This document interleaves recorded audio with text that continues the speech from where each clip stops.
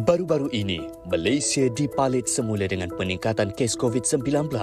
Menerusi data daripada Kementerian Kesihatan Malaysia KKM mewartakan sebanyak 33,285 kes aktif COVID-19 setakat 23 Disember 2023.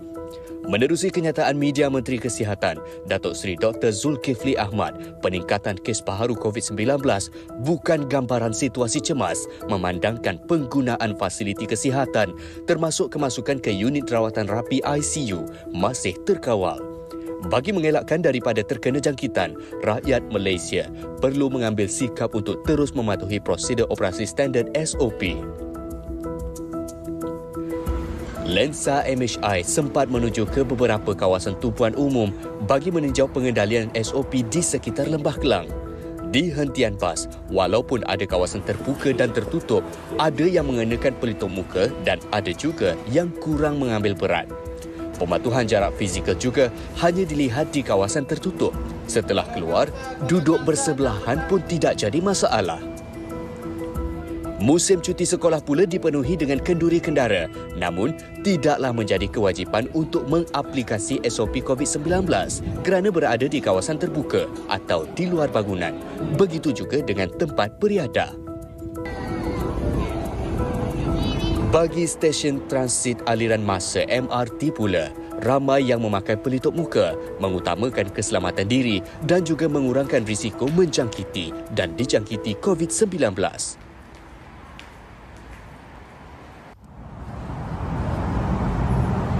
Kawasan tumpuan umum merupakan antara lokasi panas penularan jangkitan COVID-19. Dengan varian baharu, ditambah pula dengan peningkatan kes yang cukup ketara. Pengendalian prosedur operasi standard SOP adalah wajar dilaksanakan oleh semua lapisan masyarakat.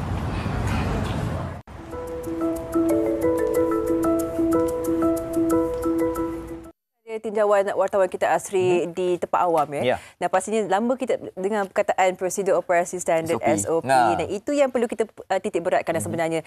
Sebab kita tahu pengendalian diri sendiri walaupun dalam keadaan tidak sentiasa diberitahu tentang apa yang perlu dilakukan ketika di tempat awam. Ya, yang kita risau sekarang ni subvarian Omicron kan yang semakin dominan. Contohnya sekarang ni apa nama JN1 dan juga HK3. Betul. Saya percaya dulunya bila ada subvarian Omicron dan sebagainya, kita rasa macam ini macam lagi teruk dan sebagainya kan. Tapi sekarang ini pun kita harus cakna juga tentang perkara ini. SOP harus dijaga untuk nak mengurangkan penularan COVID-19 ini. Jadi untuk itu kita nak bersama dengan Dr. Nick Khairul Reza Muhammad Yazin, pakar perubatan kesihatan awam, bahagian kawalan penyakit Kementerian Kesihatan Malaysia. Terima kasih doktor bersama kita pagi ini dan mungkin sebagai satu pembukaan lah, apa yang perlu kita ketahui dan lakukan untuk kes positif COVID-19. Kalau ketika dulu memang ada hari-hari tertentu, bilangan hari yang perlu kita kuarantin, tapi sekarang ni bagaimana doktor? Ya. Terima kasih Sofia, Fazli. Ya, sama-sama.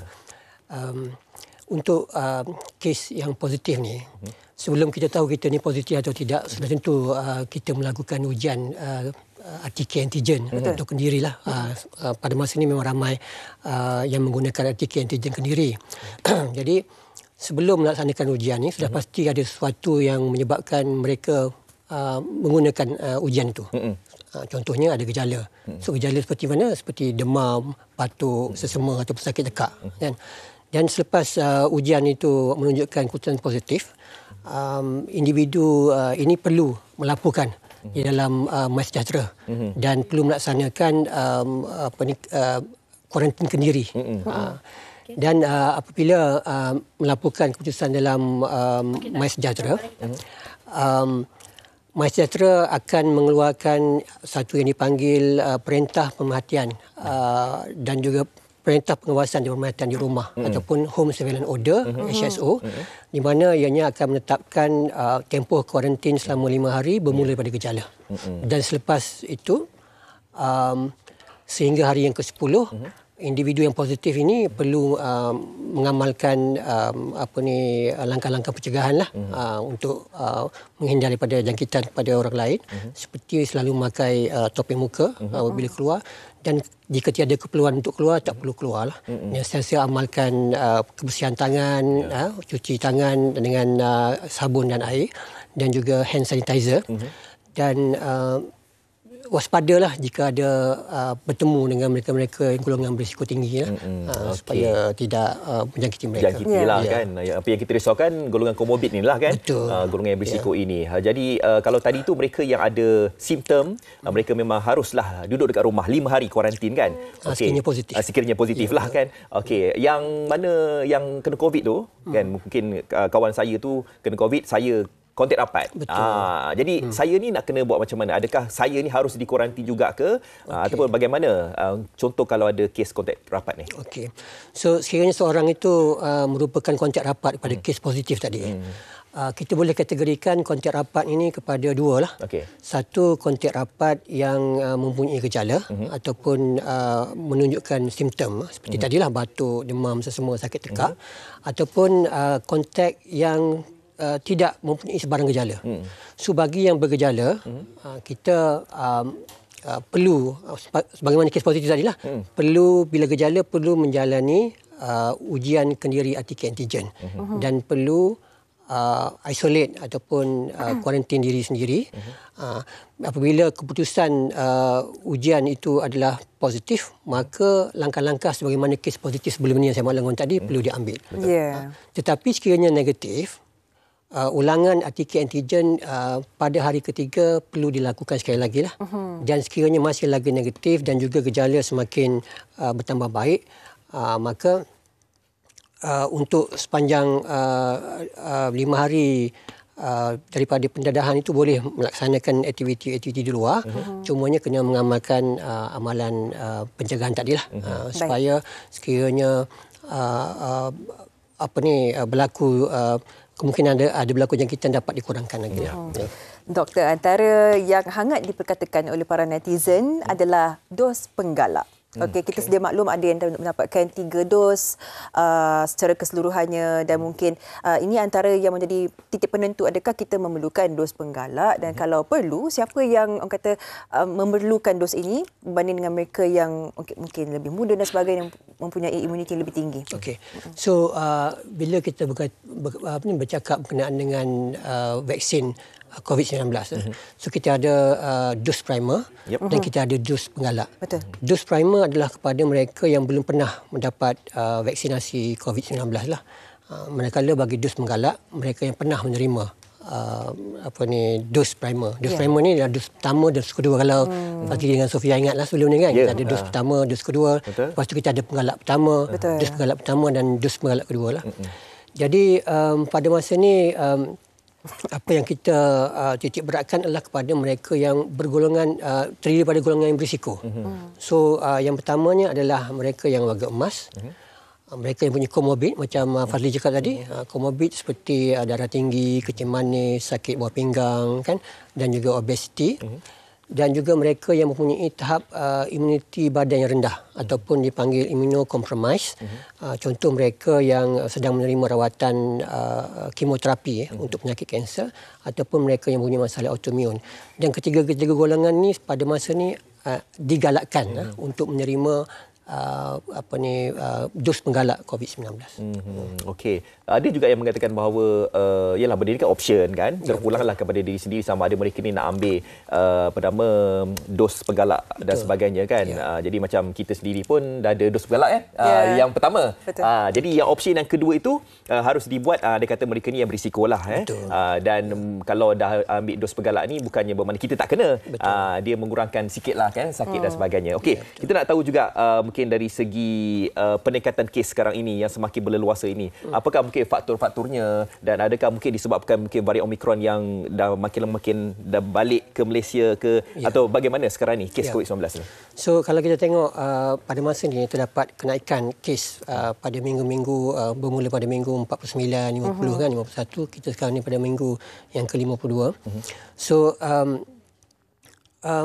peningkatan ni sebenarnya memang kita jangka. Sebab kita nak tak nak, kita ni memang hidup bersama COVID dah. Dah 3 tahun dah kita dengan COVID ni kan.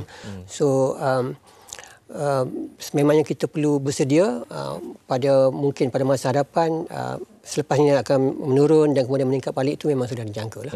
Dan ada pelbagai faktor lah menyebabkan mengapa berlakunya peningkatan ni. So sebagaimana yang Fazli cakap tadi pun, sebab kita berdepan dengan pelbagai varian-varian baru, subvarian baru COVID-19.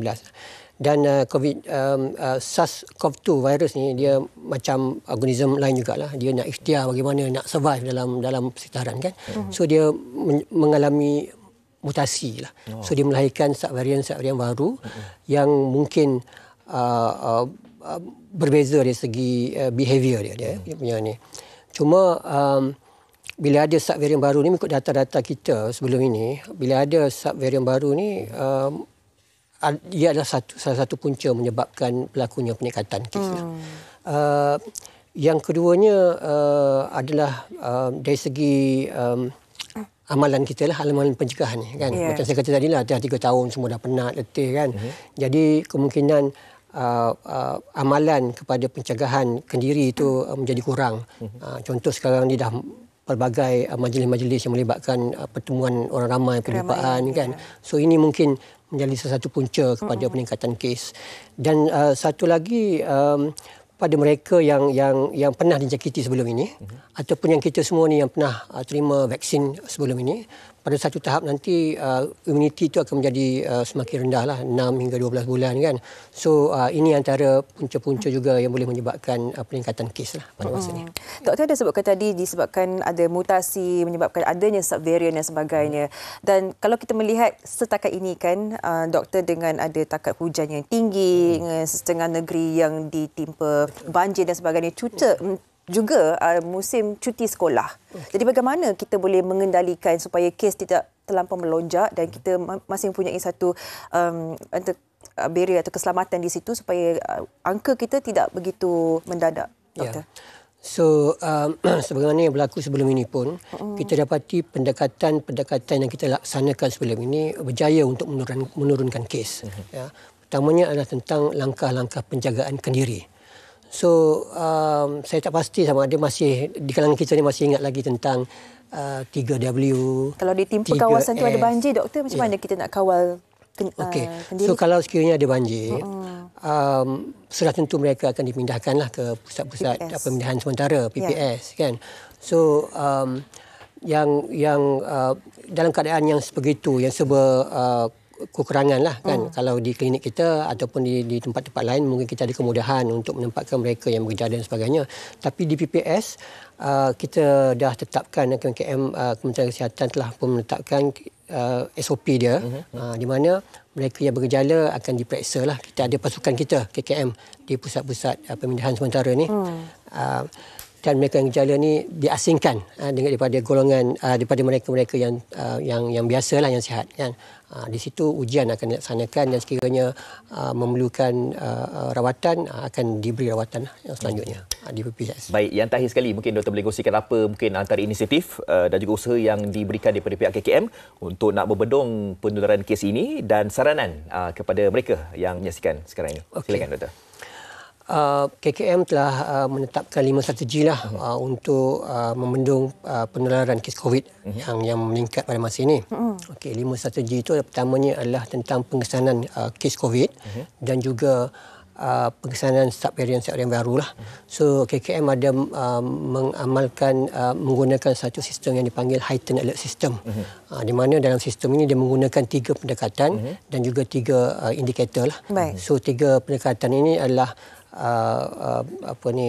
kejadian kes. Kita pantau kejadian kes melalui bilangan kes per 100,000 penduduk, dan juga yang keduanya adalah kadar keterukan, dan kita melihat kepada kadar kematian, dan yang ketiganya adalah kemasukan ke hospital, melihat kepada kapasiti hospital kita, berapa bilangan penduduk kita yang dimasukkan ke hospital akibat daripada COVID-19 ini. Ini satu sistem, dan kita juga ada pemantauan dengan kita panggil ALI di klinik-klinik kesihatan, iaitu influenza-like illness trend, dan juga SARI severe acute respiratory illness di hospital-hospital, untuk melihat sekiranya ada peningkatan, bermaksud kemungkinan ia menjadi proksi kepada peningkatan kes COVID juga. juga. Dan kita juga ada pemantauan air limbah untuk subvarian baru COVID lah. Itu strategi pertama lah. Strategi kedua ialah kita memperkasakan komuniti kita untuk mengamalkan TRIS. Kalau ingat TRIS, TRIIS, TRIS. So TRIS ni sekiranya berjala, jalankan yang pertama tu T, itu test, ujian. So ujian, dan sekiranya positif, lapor dalam MySejahtera. Kita panggil report, lapor. Dan yang seterusnya adalah kita kata inform. So inform maksudnya macam tadilah, bagi tahu kontak rapat kita bahawa kita ni positif. Dan sekiranya mereka gejala, mereka perlu menjalankan ujian.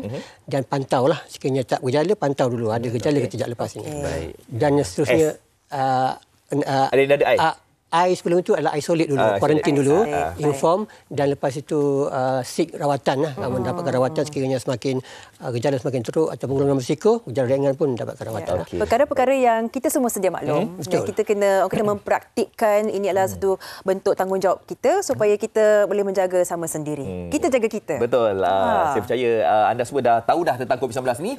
Kita ingatkan baliklah kepada anda semua. Baik, terima kasih diucapkan kepada Dr. Nik Khairul Reza Muhammad Yazin datang bagi berkongsi kita lah tentang kita kena waspada lah tentang